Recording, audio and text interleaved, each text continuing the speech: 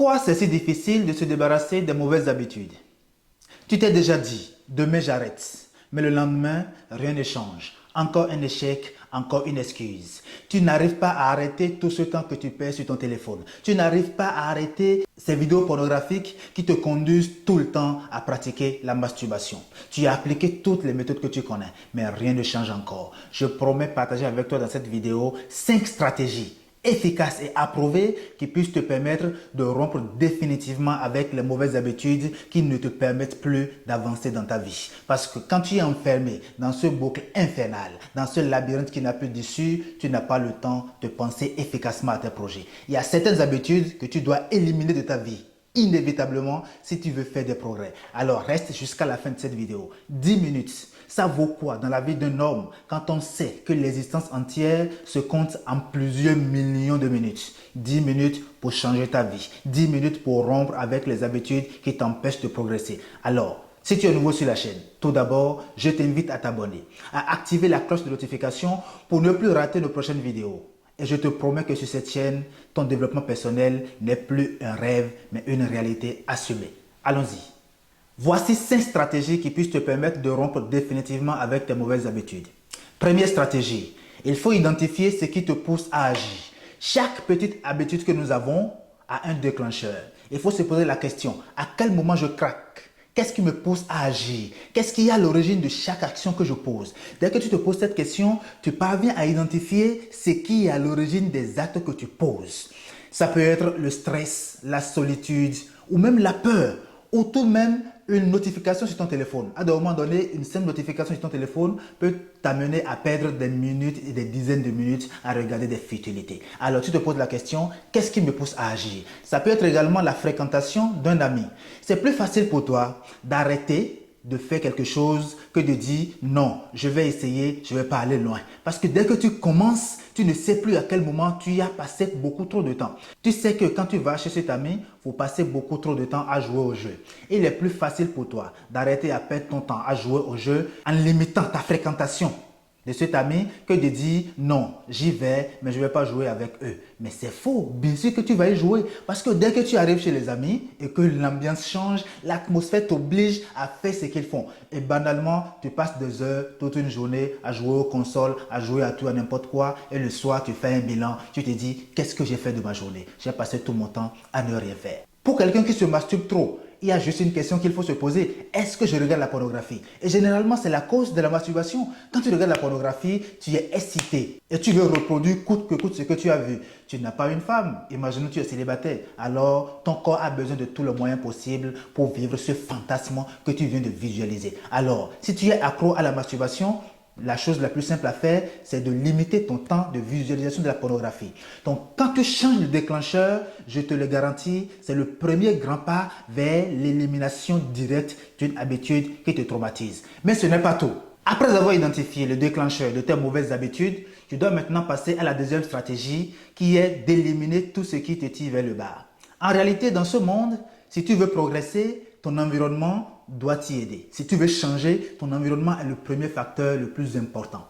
Si tu veux arrêter de grignoter, tu dois virer les snacks de ton placard. Tant que tu n'as pas réussi à faire cela, l'envie de grignoter ne va jamais te quitter. Parce qu'à chaque fois que tu tombes sur les snacks, tu auras toujours envie de grignoter. Tu veux commencer à lire de bons livres? Alors, vire les mauvais livres de ta bibliothèque et remplace-les par de bons livres.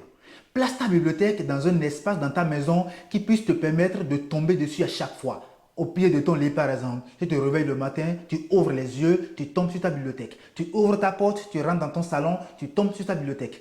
Fais en sorte que ta bibliothèque puisse devenir un objet hanté, un objet de la hantise dans ta maison, qui puisse te hanter tout le temps. À chaque fois que tu tombes dessus, je te garantis, ça te donne envie de t'approcher de ta bibliothèque, de prendre un livre et de feuilleter 5 à 10 pages. Ça change déjà du fait de ne rien lire par jour, parce que je te le garantis. Lire 5 pages par jour, c'est déjà beaucoup. On pense que pour être un bon lecteur, il faut lire 30 à 50 pages par jour. Toi, tu n'as pas besoin de commencer par ça. Quand tu te fixes des objectifs, il faut les casser en morceaux afin qu'ils puissent être réalisables. Quand tu te fixes comme objectif de lire 50 pages par jour, tu vas réussir à le faire aujourd'hui, demain, mais après-demain, tu ne le réussiras pas. Et tu finiras par arrêter complètement.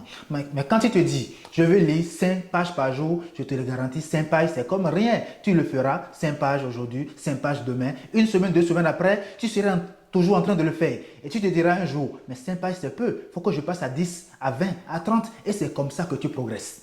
Tu veux arrêter de trop passer du temps sur ton téléphone, mais mets-le sur mode silencieux ou ne pas déranger quand tu travailles et respecte les conditions que tu t'imposes parce qu'il y a une part de discipline dans toutes les décisions que tu prends. Je te le garantis, cette deuxième stratégie est parfaitement adaptée dans ton processus d'élimination des mauvaises habitudes qui rongent ta vie. Faire le ménage, c'est faire de la place pour le meilleur. Ton environnement influence ton comportement, alors nettoie-le. Troisième stratégie pour éliminer une mauvaise habitude. Remplace le négatif par le positif. Supprimer une mauvaise habitude, c'est bien, mais la remplacer, c'est mieux. Parce que rappelez-vous d'une chose, le cerveau humain, tout comme la nature, a horreur du vide. Si tu veux arrêter une mauvaise habitude, il faut que tu trouves quelque chose à mettre à la place. Parce que tu ne vas pas quand même rester à ne rien faire. Tu n'étais pas habitué à ne rien faire. Tu étais habitué à faire quelque chose. Sauf que ce quelque chose que tu faisais ne te convient pas. Pour toi, c'est une mauvaise chose qu'il faut changer. Alors, quand tu l'élimines, il faut que tu le remplaces par quelque chose. Et dans ce processus, c'est simple. Si tu es habitué à scroller tout le temps sur ton téléphone, remplace ce temps par la lecture. Je ne te dis pas de déployer ton téléphone et d'aller prendre un livre parce que tu ne t'es pas habitué à passer beaucoup trop de temps avec le livre. Tu es habitué à passer du temps avec ton téléphone. Sauf que le temps que tu passes, c'est pour scroller sur les réseaux sociaux, sur des futilités à longueur de journée. Plutôt que de faire cela, reste avec ton téléphone, mais désormais, ouvre un PDF et lis-le dans ton téléphone. Un livre intéressant que tu aimes, 5 à 10 pages, ça te permet de limiter le temps que tu passes à scroller pour des futilités par un temps précieux qui te permet maintenant de lire et de t'instruire, de nourrir ton mindset. Parce que ton téléphone, tu peux en faire un objet d'abrutissement ou une bibliothèque qui t'instruit. Donc plutôt que de scroller sur les futilités, tu remplaces ce temps par la lecture d'un PDF utile. Ça change déjà de beaucoup de choses. Si tu es habitué à fumer, ce qui n'est pas un crime parce que ça peut arriver à tout le monde, remplace le temps de fumer par le fait de mâcher un chewing-gum ou faire du sport ou pratiquer la marche rapide. Ça peut déjà te permettre de commencer à te débarrasser de la cigarette. Et la cigarette, pourquoi l'on fume? On fume tout simplement parce qu'on a envie de pratiquer la respiration lente. Quand on fume, on aspire quelque chose que l'on dégage. Et ça, c'est de la respiration lente. Plutôt que de faire ça, tu peux tout simplement commencer par pratiquer la méditation. L'homme, malheureusement, ne croit qu'en ce qu'il voit. Le simple fait de dégager de la fumée rassure l'homme qui respire bien. Pourquoi est-ce que quand nous avons un problème, une situation difficile ou quand nous sommes dans un moment critique, nous sommes appelés à respirer profondément? Parce que le simple fait de respirer nous permet d'accéder à un niveau de lucidité qui nous permet d'appréhender mieux le problème que nous avons, de réfléchir au mieux afin d'explorer des solutions qui pourraient nous permettre de nous en sortir. Donc la respiration, ça peut tout simplement remplacer le fait de fumer. Pratiquez la respiration lente. N'attendez pas de voir une fumée se dégager pour croire que vous le faites. Non, l'oxygène, le dioxygène, c'est gratuit. Pratiquez la respiration, la méditation, 10 à 15 minutes par jour. Ça vous permet déjà de commencer à vous débarrasser de la cigarette. Donc quand vous quittez une mauvaise habitude, vous devez la remplacer par une bonne. Sinon, le vide, ce n'est pas le propre du cerveau humain. Quatrième stratégie pour arrêter avec les mauvaises habitudes. Procède par palier. Oui, tu m'as bien entendu. Il faut retenir une chose. Les progrès les plus lents sont les plus efficaces, oui, les plus supportables et les plus faciles à appliquer. Si tu as l'habitude de te masturber 5 fois par jour, ramène-le à une fois, à une ou 2 fois, au lieu de tout arrêter d'un seul coup. Parce que crois-moi, si tu arrêtes tout d'un seul coup, tu peux y arriver pendant une semaine. Mais la semaine prochaine, tu le feras 10 fois par jour afin de rattraper le vide que tu as laissé avec la décision que tu avais prise et que tu n'as pas réussi finalement à respecter. Tu ne peux pas arrêter d'un seul coup une mauvaise habitude. Non. C'est une tromperie. Et c'est d'ailleurs la raison pour laquelle tu n'arrives pas à arrêter complètement. Parce que tu te dis, j'ai fini avec, je ne le ferai plus. La semaine prochaine, te voilà en train de le faire doublement. Je me rappelle d'une chose. Quand j'étais au village, il y a une période chez nous qu'on appelle harmattan. C'est un peu l'équivalent de l'hiver en Europe. Pendant cette période, la température descend jusqu'à 14-12 degrés. L'eau est tellement fraîche et il faut se doucher quand même. J'avais trouvé une stratégie assez particulière. Il était impossible pour nous de nous laver avec de l'eau chaude parce que ta maman ou ton papa te dit non, quand tu te laves avec de l'eau chaude, ça te rend malade. Donc on t'en dissuade. Tu es donc obligé de le faire avec de l'eau froide. J'avais trouvé une stratégie assez géniale et ingénieuse. Quand j'arrive sous la douche, plutôt que de mouiller tout mon corps d'un seul coup, je ne le fais pas. Je mouille d'abord mon pied. Et quand j'y arrive, je mouille mes bras. Après mes bras, je penche ma tête de l'avant, je mouille mes cheveux. Et quelques ruissellements de l'eau froide sur mon corps me préparent déjà au grand bain. puis bingo, j'y arrive, je mets de l'eau sur la tête, je me lave. C'est la seule stratégie pour moi pour ne pas dormir sans me laver. Donc, quand vous voulez changer une mauvaise habitude, n'allez pas d'un seul coup. Procédez par palier. Changez petit à petit. Si c'était 10 fois d'abus, ramenez ça à 5 fois d'abus. Si c'était 3 fois d'abus, ramenez ça à 1 abus. Mais ne quittez pas 10 pour 0. Ne quittez pas 5 pour 0. Ne quittez pas 3 pour 0. Quand vous le faites, je vous le garantis, ça va être comme un feu de paille. Ça ne peut pas durer. Quelque temps après, vous allez vous enfoncer encore plus que ce que vous faisiez.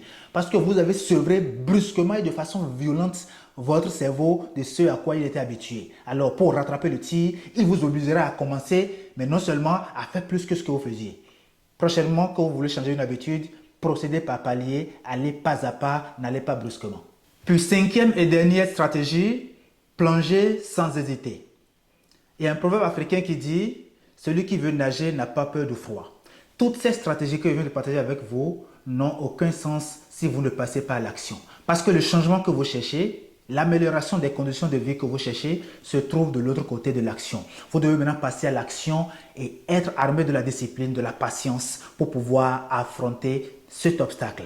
Croyez-moi, il vous suffit de pratiquer tout cela pendant 21 jours. Oui, vous m'avez bien entendu. 21 jours. C'est ce que confirme une étude psychologique. Il vous suffit de 21 jours pour changer une mauvaise habitude afin d'en créer une nouvelle que vous jugez bonne pour vous. Donc, à partir d'aujourd'hui, suivez ces étapes, passez à l'action et commencez petit à petit à changer ce qui dans votre vie ne va pas. Identifiez le déclencheur. Débarrassez-vous de tout ce qui vous tire vers le bas. Remplacez le négatif par le positif et procédez par palier. Voilà des stratégies concrètes qui vous permettent de changer de mauvaises habitudes si vous ajoutez la cinquième qui est celle de passer à l'action. C'est-à-dire de plonger, de rentrer dans l'eau tout en n'ayant pas peur du froid. Parce que comme je vous l'ai dit au début, celui qui veut nager ne doit pas avoir peur du froid. L'un ne va pas sans l'autre. Passez à l'action dès aujourd'hui et je vous le garantis, vous allez changer votre condition de vie. J'espère que vous avez aimé cette vidéo. Dites-moi ce que vous en pensez dans les commentaires. Abonnez-vous à la chaîne si vous êtes nouveau. Et c'est Monsieur Sa. Retrouvez-moi sur TikTok, Instagram et Facebook.